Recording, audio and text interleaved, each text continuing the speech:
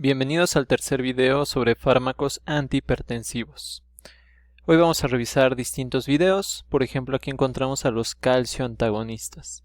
La forma más sencilla de entender a los calcio antagonistas o bloqueadores de los canales de calcio es entendiendo que van a reducir la resistencia vascular periférica.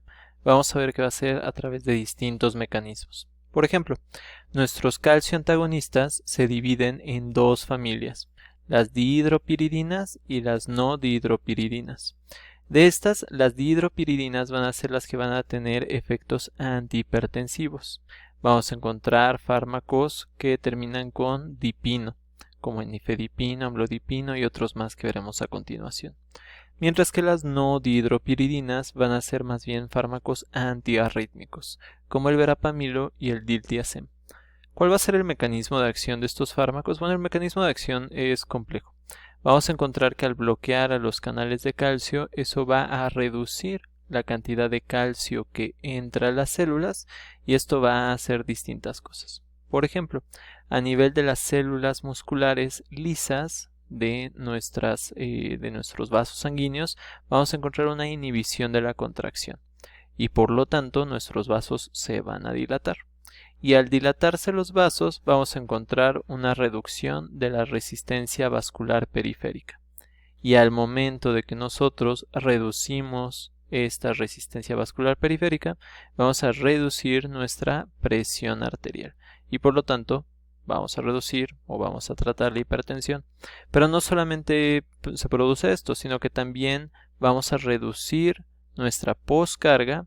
Y al reducir la poscarga disminuyendo la resistencia vascular periférica, esto también va a reducir la presión, vamos a encontrar un mejor consumo de oxígeno por parte de nuestro corazón. Además de eso, nuestras células van a dilatar nuestras arterias coronarias. Al dilatar nuestras arterias coronarias vamos a aumentar el flujo coronario y eso va a hacer que aumente el aporte de oxígeno hacia el miocardio. Entonces vean cómo no solamente tenemos beneficios sobre la presión arterial, sino también vamos a tener beneficios importantes con respecto al tratamiento de la angina, que vamos a ver en un video posterior.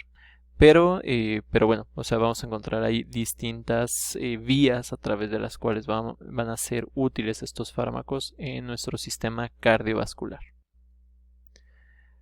¿Cuáles son los fármacos más importantes? Encontramos al nifedipino, al amlodipino, al felodipino, al nicardipino y al lecarnidipino.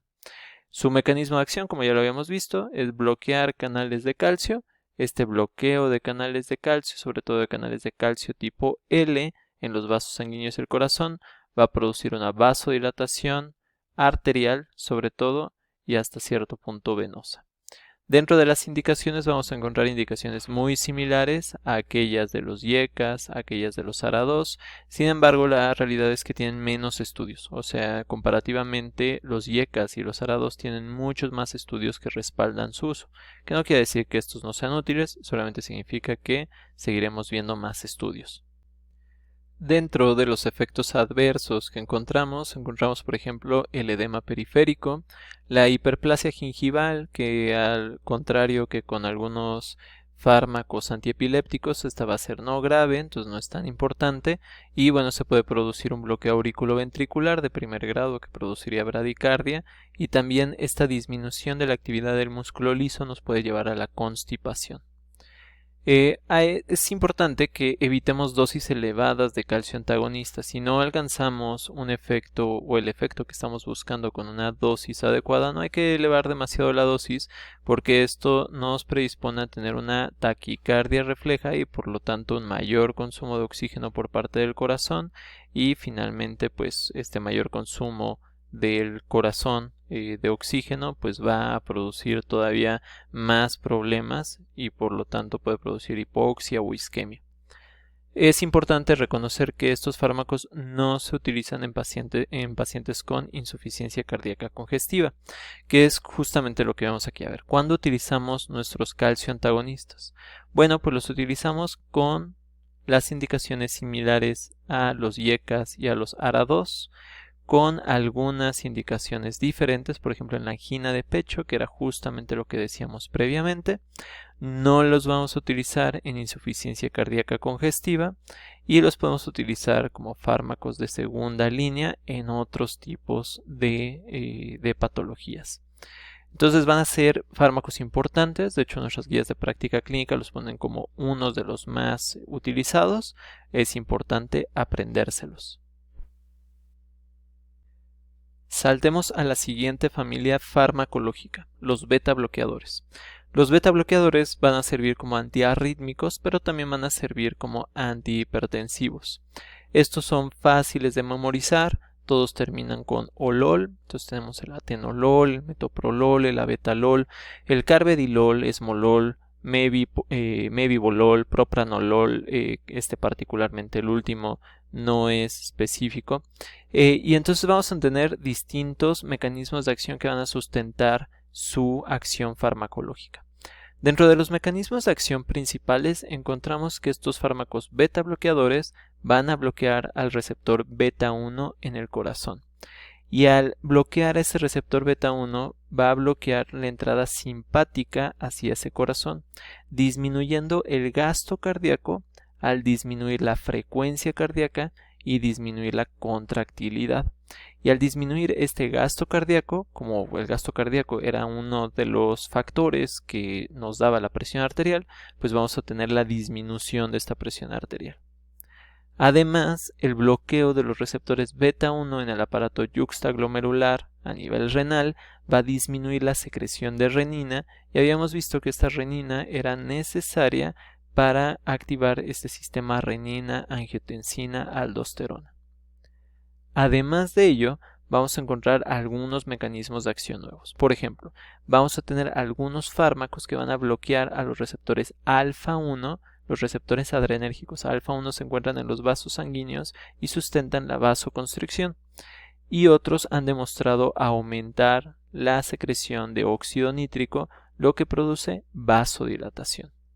Y lo vemos aquí en esta imagen, vemos cómo disminuye la activación de receptores beta 1, disminuyendo el gasto cardíaco. También vamos a tener la disminución de beta 1, de la activación de beta 1 a nivel de los riñones, disminuyendo nuestra renina, que a su vez disminuye la actividad de la angiotensina, que a su vez con esta disminución vamos a reducir la resistencia vascular periférica por varios mecanismos, tanto por el mecanismo directo de la angiotensina 2 como por el mecanismo indirecto que depende de la aldosterona. Por supuesto que esta inhibición del eje renina-angiotensina-aldosterona es menos eficiente que aquella que encontramos con el uso de fármacos IECA o ARA2. Es importante conocer que nuestros fármacos los vamos a encontrar de distintas generaciones y dependiendo de qué generación sean van a tener distintos efectos. Por ejemplo, los fármacos de primera generación, los primeritos que fueron inventados, van a ser fármacos no selectivos, es decir, se van a unir a distintos tipos de receptores en distintos tipos de tejidos, particularmente a los receptores beta 1 y beta 2. Tal es el caso del nadolol, del pembutolol, del pindolol, del propranolol, del timolol, etc. Aquí el importante es el propranolol, ¿correcto? Este es muy importante que lo memoricen. Después vamos a tener fármacos selectivos beta 1. Los fármacos selectivos beta 1 vamos a tener algunos ejemplos importantes como lo es el metoprolol. Muy importante que lo memoricen. Vamos a tener fármacos no selectivos de tercera generación, pero estos fármacos no selectivos de tercera generación le vamos a agregar un nuevo efecto, que es el bloqueo de los receptores adrenérgicos alfa 1. Tal es el caso del labetalol, que es importante que lo conozcan. Finalmente vamos a tener fármacos ultraselectivos de beta 1 de tercera generación, tal es el caso del nebivolol. Estos fármacos, a pesar de que las guías de hace algunos años los consideraban de primera elección, hoy no los consideramos de primera elección, excepto con algunos pacientes que ya tienen otra enfermedad cardiovascular que tenga el tono incrementado simpático, que tengan, por ejemplo, taquicardia, y por lo tanto aquí sí tendría sentido que fueran de primera elección. No es el caso de la mayoría de los pacientes. Además, hay que considerar que definitivamente no son una opción en los pacientes asmáticos, en los pacientes que tienen EPOC, en los pacientes que tienen bradicardia o bloqueos auriculoventriculares, dado que en las primeras dos, en las enfermedades pulmonares, lo que vamos a encontrar es que va a bloquear el efecto de broncodilatación. Imagínense esto, qué terrible. Y al bloquear el efecto de broncodilatación, pues esto va a producir broncoconstricción, y si de por sí andábamos mal en cuanto al flujo de aire a través de nuestra vía respiratoria, pues esto lo va a empeorar. Y por supuesto no utilizarlo en pacientes con bradicardia o con bloqueos auriculoventriculares, porque incluso corremos el riesgo de que la bradicardia se vuelva tan intensa que ponga en riesgo la vida, o que un bloqueo auriculoventricular se vuelva fatal. Entonces no hay que utilizarlo en este tipo de pacientes. Realmente son fármacos que tienen una ventana terapéutica muy amplia, es decir, van a ser fármacos muy seguros. A pesar de ello, sí que tienen efectos adversos, tal es el caso de la hipotensión, por justamente reducir demasiado el gasto cardíaco. La bradicardia, es normal que disminuya la frecuencia cardíaca, es parte para lo que lo estamos utilizando, pero el problema es que esta bradicardia puede llegar a ser intensa. La fatiga, muy probablemente relacionado a esta disminución del gasto cardíaco. Insomnio, disfunción sexual y broncoconstricción con dosis altas. Aquí hay que tener mucho cuidado. Además, ha demostrado alterar el perfil lipídico, por lo tanto no sería de primera elección en pacientes que tienen hiperlipidemia. Y finalmente, tienen un efecto importante de abstinencia, es decir, no se pueden suspender así de tajo, tienen que suspenderse gradualmente para evitar este efecto de abstinencia. ¿Cuáles son los beta bloqueadores seleccionados que hay que aprenderse? Por lo menos hay que aprenderse estas 4 opciones. El metoprolol, por ser el fármaco más utilizado. El atenolol, por ser un fármaco de segunda generación que también se utiliza bastante.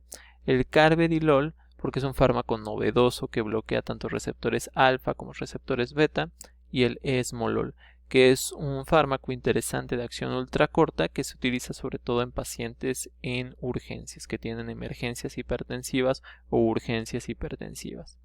Ahí vienen algunos de las características de estos fármacos, cada cuánto se toman, cuál es el costo aproximado en pesos mexicanos al mes de tratamiento, y bueno, pues son algunos datos que tienen que tomar en cuenta. Cuando utilizamos estos fármacos de primera elección, por ejemplo, los podemos utilizar de primera elección en la angina de pecho y también en la cefalea de tipo migraña. Es decir, son pacientes que son hipertensos, que además tienen migraña, y esto ha demostrado que reduce los episodios de migraña. Entonces, pues qué bueno, porque va a reducir algo que disminuye tanto la calidad de vida como lo es la migraña, al mismo tiempo que estás tratando la hipertensión. Y en el caso de la angina de pecho, justamente porque la angina de pecho empeora cuando aumenta la frecuencia cardíaca, cuando aumenta la demanda de oxígeno por parte del corazón, y por lo tanto pues van a ser una buena opción. El labetalol particularmente tiene una indicación en el embarazo. Son pocos los fármacos que podemos utilizar en el embarazo. De hecho, el más importante es metildopa, pero hay que recordar que también el labetalol. Y hay varias opciones donde no los debemos de utilizar. Por ejemplo, no los debemos de utilizar en mayores de 65 años.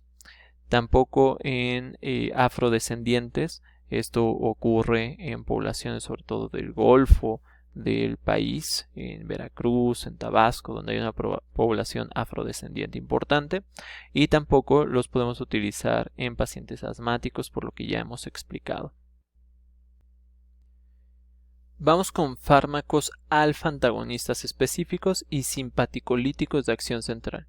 Como su nombre lo dice, pues lo que estamos haciendo aquí es reducir la actividad de nuestro sistema nervioso simpático a través de bloquear este sistema nervioso simpático desde la red autonómica central a nivel del sistema nervioso central, o bloquear los efectos de este sistema nervioso simpático al bloquear los receptores alfa adrenérgicos. Dentro de estos vamos a encontrar distintos fármacos. Por ejemplo, los fármacos alfa bloqueadores. Encontramos a la prazosina, a la doxazosina y a la terazosina. El mecanismo de acción de estos fármacos es justamente bloquear a esos receptores alfa adrenérgicos, produciendo vasodilatación.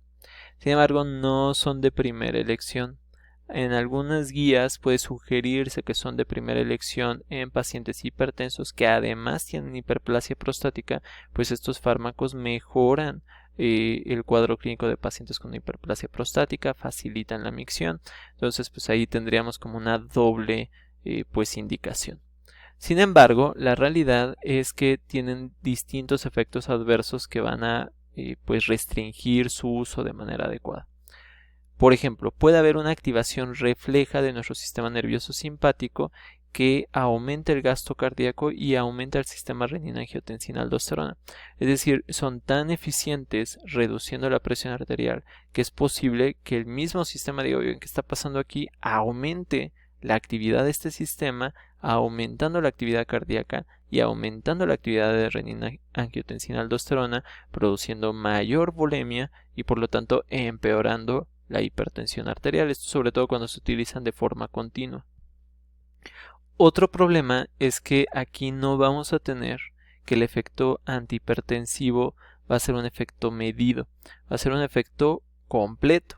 Y este efecto completo, este efecto abarcativo a todos niveles, pues finalmente está reduciendo de forma importante la resistencia periférica, puede causar hipotensión ortostática. Es decir, que cuando uno se levanta, cuando uno pasa de un estado de decúbito a un estado parado, pues el paciente que se pone en pie se desmaya. Y se desmaya porque simplemente no se llega a hacer este reflejo vasopresor que mantiene la presión arterial en distintas posiciones. Los simpaticolíticos de acción central prácticamente no se utilizan. En medicina de especialidad se utilizan, en medicina general no se utilizan. Por ejemplo, la clonidina. La clonidina es un fármaco agonista alfa-2 adrenérgico. Y uno podría pensar, como que un agonista alfa-2 adrenérgico, me estaban diciendo que eran antagonistas.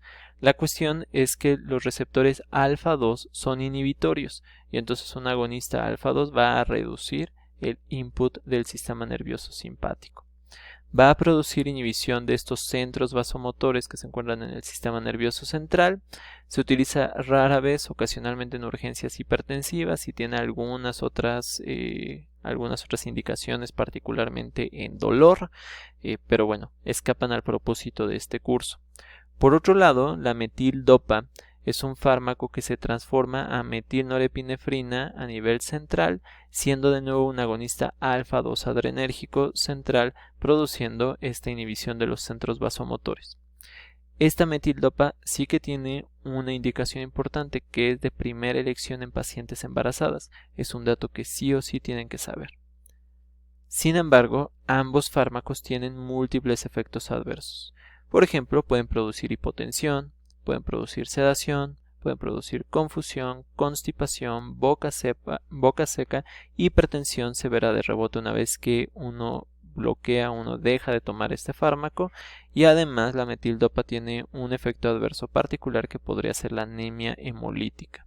Entonces tienen efectos anticolinérgicos, tienen efectos centrales importantes, por lo tanto fuera de la indicación del embarazo no son fármacos que utilicemos. Con esto acabamos los 3 videos que se encargan de explicar los antihipertensivos más importantes. Recuerden que solamente son generalidades y por lo tanto tienen que ir al libro de texto si quieren conocer más sobre estos importantes fármacos. Nos vemos.